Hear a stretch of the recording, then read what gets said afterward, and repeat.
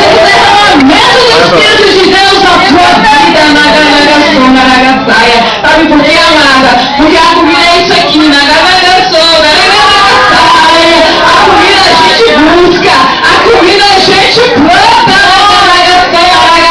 mas a tua sede é Jesus Cristo, mas a tua sede é o Espírito Santo, que é derramado sobre ti, e que sacia a tua sede, e que te enche, e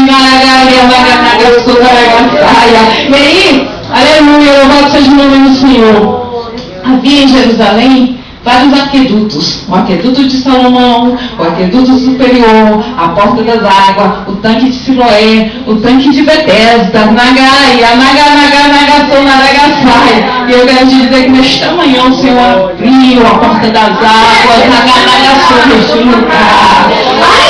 a gente vai ti nessa manhã, passa por esta porta, porque só eu que abri pela autoridade, quando tu chega nesta manhã na tua casa, chega profetizando na tua casa, chega profetizando na tua família, chega profetizando na vida do teu marido, na vida do teu filho, meu Senhor te chamou, tu é base do Senhor, tu é escolhida do Senhor, pelo Senhor que te levantou naquele lugar, aleluia, e o Senhor te dá autoridade para isso,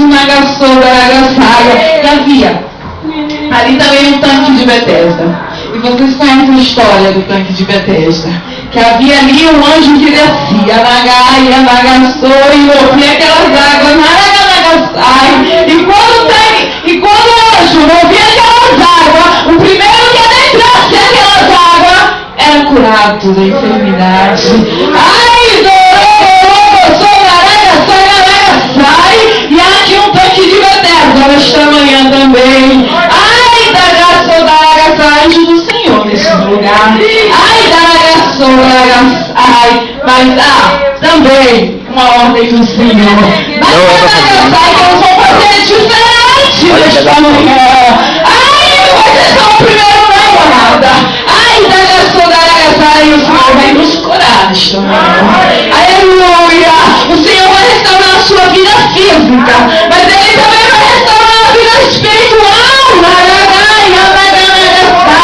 Porque a promessa do Senhor é essa, é para ti e é para mim. A promessa do Senhor é para mim e é para ti também, a minha família. Enquanto estamos aqui, aleluia, o Senhor está trabalhando lá no meu irmão. O Evaldo já falou isso, nós estamos na Gaia. Enquanto você está aqui adorando, louvando o nome do Senhor, o Senhor já deu ordem a teu respeito.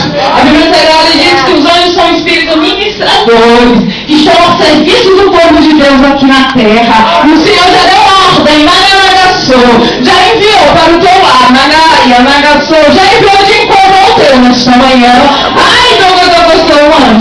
O anjo que vai trazer o livramento.